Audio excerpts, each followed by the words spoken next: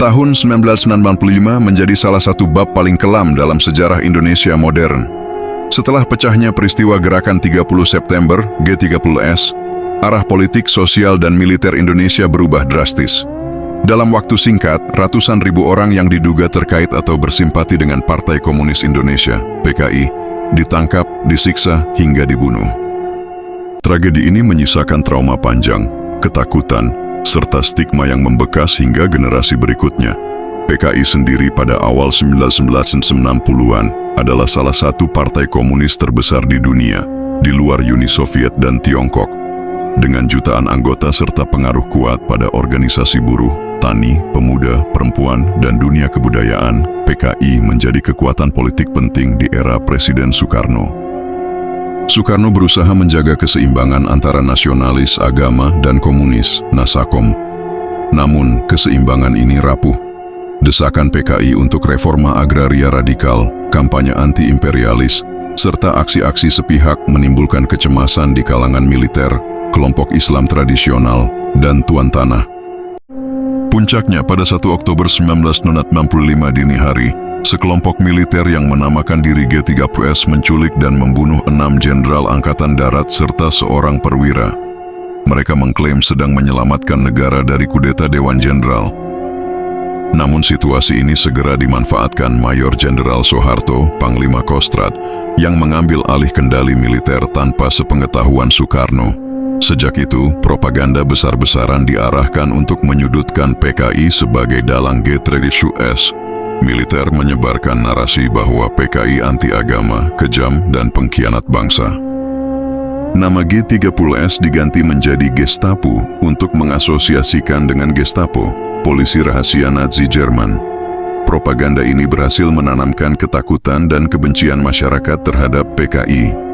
Puncaknya, mulai Oktober 1965 hingga tahun-tahun berikutnya, terjadi gelombang pembantaian massal di berbagai daerah.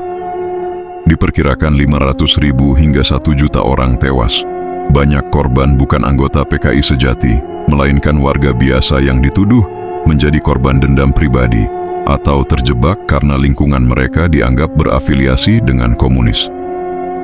Pembunuhan massal paling parah terjadi di Jawa Tengah, Jawa Timur, dan Bali. Di Pulau Jawa, ketegangan lama antara kelompok abangan, Islam sinkretis, dengan santri meledak menjadi konflik berdarah setelah militer menuduh PKI sebagai dalang kudeta.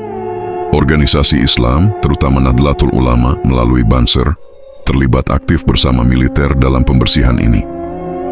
Fatwa-fatwa tidak resmi bahkan menyebut pembantaian komunis sebagai jihad.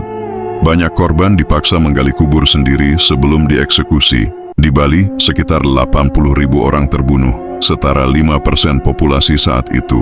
Kekerasan bukan hanya soal ideologi, melainkan juga balas dendam sosial budaya. Elit adat yang terancam oleh pengaruh PKI memanfaatkan situasi untuk menyingkirkan lawan. Propaganda bahwa komunisme bertentangan dengan ajaran Hindu Bali memperkuat legitimasi kekerasan. Di Sumatera, pembantaian bernuansa ekonomi dan etnis. Buruh perkebunan yang berafiliasi dengan PKI menjadi sasaran pengusaha dan militer.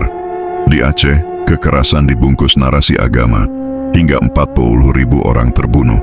Di Lampung, konflik bercampur dengan ketegangan etnis antara penduduk lokal dan transmigran dari Jawa. Kalimantan juga dilanda kekerasan meski dalam skala lebih kecil. Di Kalimantan Barat, isu etnis memperburuk keadaan. Warga Tionghoa sering dijadikan korban karena diasosiasikan dengan PKI. Di Sulawesi, militer dan kelompok Islam lokal terlibat dalam pembasmian.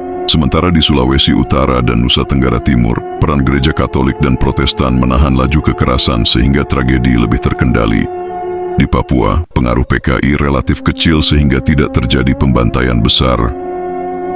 Selain militer dan kelompok sipil lokal, faktor internasional ikut berperan.